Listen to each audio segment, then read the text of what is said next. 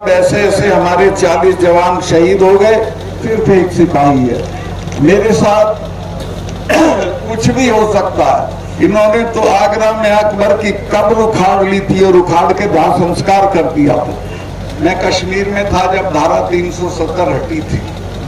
महबूबा ये कहती थी कि जिस दिन ये धारा 370 हटेगी, माननीय चडूनी जी, बेटी विनेश फोगाट, अब मेरी तो दिक्कत ये है कि मैं इनके धरने पे जाता हूँ तो मुझे 3 की पिलाई करनी पड़ती है। ये मेरे मामा के गोद की है, साक्षी मलिक मेरे गोद की है। तो मैं 4-6 दिन पहले गया था तो 3 पिलाई करके आया कि भाई चलो ये तो हमारे घर की बेटी है। तो मैं इससे अभी कह रहा था कि बेटे, देश में जिधर निकलोगे इसी तादाद में लोग तुम्हारे साथ खड़े रहेंगे और देश के लोगों ने तुम्हारी लड़ाई को अपनी लड़ाई मान लिया है। अब इसमें कोई ज्यादा मेहनत करने की जरूरत आपको नहीं है, वो मेहनत हम करेंगे। मैं आपको एक बात बताऊं, 2 हफ्ते पहले मैंने एक इंटरव्यू में उस अखबार वाले को बताया कि पुलवामा में हमारे 40 जवान शहीद हो गए थे। जब मैं वहां गया और मैंने सारा नक्शा देखा और लौट के आया तो प्रधानमंत्री कहीं गए हुए थे, शूटिंग करा रहे थे अपनी। उनका टेलीफोन आया, उन्होंने कहा सतपाल भाई क्या हुआ? मैंने कहा साहब ऐसे ऐसे हमारे 40 जवान शहीद हो गए और वो हमारी गलती से हो गए। वो 4 महीने से हवाई जहाज मांग रहे थे जम्मू से श्रीनगर जाने के लिए, लेकिन उनको हमने हवाई जहाज नहीं दिए, लिहाजा वो सड़क के रास्ते गए और मारे गए। तो प्रधानमंत्री ने मुझे कहा कि तुम चुप रहो।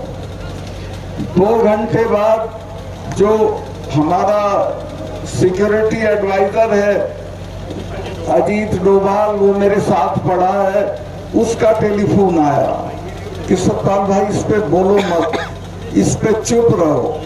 मैंने समझा शायद ये जांच कराते होंगे, वो जांच आज तक नहीं हुई है। वो सिर्फ एक बहाना ढूंढ रहे थे कि इस सवाल पे पाकिस्तान की तरफ मोड़ के और चुनाव लड़ जाएं। हमारे 40 बच्चों की लाश पे खड़े होके ये चुनाव जीते हैं। मैं आपसे निवेदन करना चाहता हूं, अब की उनकी लाश पे इनको भस्म कर देंगे और इनको हम सजा देंगे कि इन्होंने कैसे हमारे बच्चों के साथ लापरवाही बरती। 5 हवाई जहाज सरकार के लिए बड़ी चीज नहीं होती। मैं वहां गवर्नर था, कश्मीर के और जम्मू के लड़के जहाज मांगते थे जब सर्दियां होती थी कि हमें इम्तिहान देने जाना है और सड़कें बंद हैं, तो मैं सबको हवाई जहाज दिलवा देता था। तो एक तरह से जानबूझ के उनको मरवाया गया ताकि चुनाव में इसका इस्तेमाल हो सके। और ये ऐसे लोग हैं कि चुनाव जीतने के लिए अगर सारे देश में आग लगानी हो तो वो भी करा सकते हैं। मैं आपसे हाथ जोड़ के प्रार्थना करता हूं कि अपने 40 बच्चों की मौत का बदला इस बार के चुनाव में हमको लेना है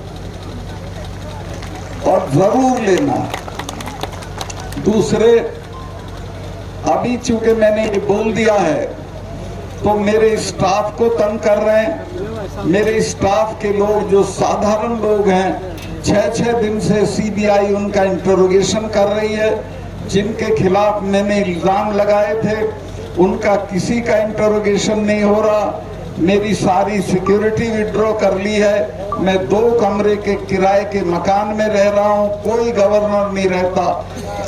कश्मीर का गवर्नर जब रिटायर होता है तो उसे दिल्ली में बंगला मिलता है, उसको 70 लोगों की सिक्योरिटी मिलती है।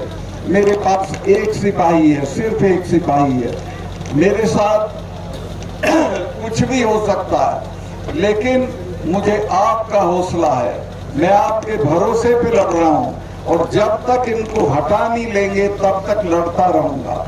इन बच्चियों की लड़ाई को तो हम जरूर जीत लेंगे, मुझे कोई शुबा नहीं है। जिस तरह से देश भर में इनके लिए हमदर्दी है, ये कामयाब होंगी और कोई रोक नहीं सकता। किसानों के मामले में जब 4 महीने तक किसान पड़े रहे बॉर्डर पे, तो मैं मिलने गया प्रधानमंत्री से। जेब में इस्तीफा ले गया था गवर्नरशिप का। मैंने कहा कि साहब ये 4 महीने से पड़े हैं, इनसे कोई बातचीत कर लो। तो बहुत घमंड में थे, बोले कि चले जाएंगे सतपाल। मुझे गुस्सा आया, मैंने कहा साहब आप इनको जानते नहीं है, तब जाएंगे जब आप चले जाओ। ये जो सिख भाई हैं, इनके तो गुरु ने अपने 4 साहबजादे शहीद करा दिए थे, समझौता नहीं किया था। जब मिसेज गांधी ने ब्लू स्टार किया, उसके बाद 1 महीने तक अपने फार्म हाउस पे महामृत्युंजय का पाठ कराया था। अरुण नेहरू उनके भतीजे थे, मेरे दोस्त थे। उन्होंने पूछा बुआ आप तो इसको नहीं मानती थी? तो उसने कहा तुम्हें पता नहीं है, जिसने इनका स्वर्ण मंदिर छुआ है वो जिंदा नहीं है, ये मुझे मारेंगे। और वो मारी गई, जनरल वैद्य मारे गए। और ये जो 3 कानून वापस हुए हैं, ये समझ लेना ये हमारे कहने से नहीं हुए, ये डर में हुए हैं। और अपने लोगों का मैंने कहा कि जो हमारे वाले हैं, ये तो हर 6ठे महीने लाल किले पे चढ़े रहते थे। इन्होंने तो आगरा में अकबर की कब्र उखाड़ ली थी और उखाड़ के दाह संस्कार कर दिया था। तो मैं कहा जब किसी से लड़ो तो ये जान लो कि किससे लड़ रहे हो। इनसे लड़ा नहीं जाता, कुछ ले दे के समझौता कर दो। 2-3 महीने बाद माफी मांग के वो बात मानी। और हाँ, किसान के पास 2 ही चीजें थी, एक जमीन थी और एक इनके बच्चे फौज में चले जाते थे। वो रास्ता भी बंद कर दिया। एक अग्निवीर योजना लाए हैं जिसमें 4 साल की नौकरी होगी और उसके बाद रिटायर होके आ जाएंगे, उसको कहीं नौकरी नहीं मिलेगी, ज्यादा से ज्यादा चौकीदारी मिलेगी। तो पूरी कोशिश ये है कि किसानों की ताकत को खत्म करो, खेती को खत्म करो, दाम मत दो, MSP मत दो और इनके बच्चों को फौज की नौकरी भी मत दो। मैं बहुत लंबा नहीं करना चाहता हूँ। मैं कश्मीर में था जब धारा 370 हटी थी। महबूबा ये कहती थी कि जिस दिन ये धारा 370 हटेगी, खून की नदियां बह जाएंगी। दिल्ली वाले भी डरे हुए थे, वो भी कहते थे सत्ताल कैसे होगा। मैं कहा आप छोड़ो मेरे पे, मैं आप इसको हटाओ। और वो मेरी दस्तखत से हटनी थी।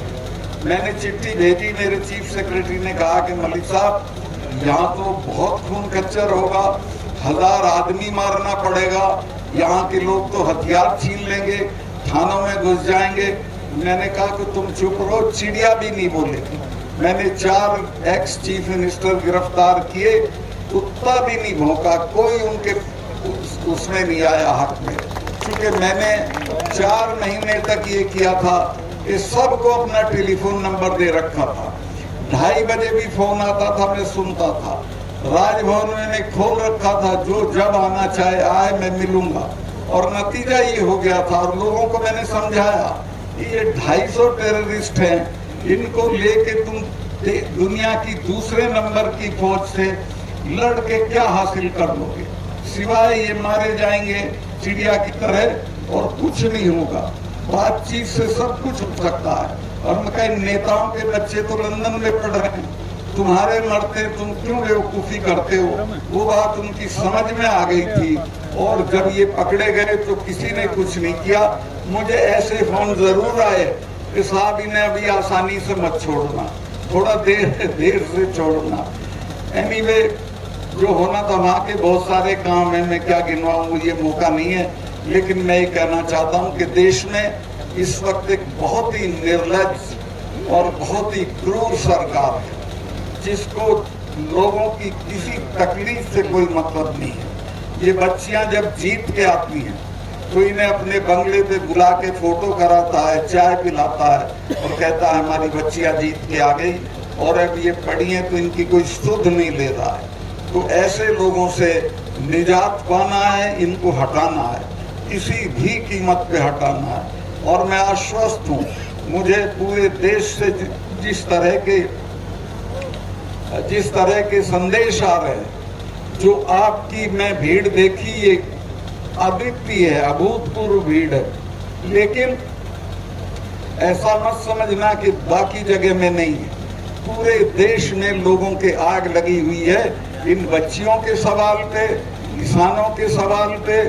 और हाँ, एक चीज और आपको जिम्मेवारी दे दूं, ये चुनाव से पहले चढ़ूनी साहब ये मुझको भी गिरफ्तार कर सकते हैं, क्योंकि चाहेंगे कि ये कहीं ना जाए, ये पुलवामा पे ना बोले।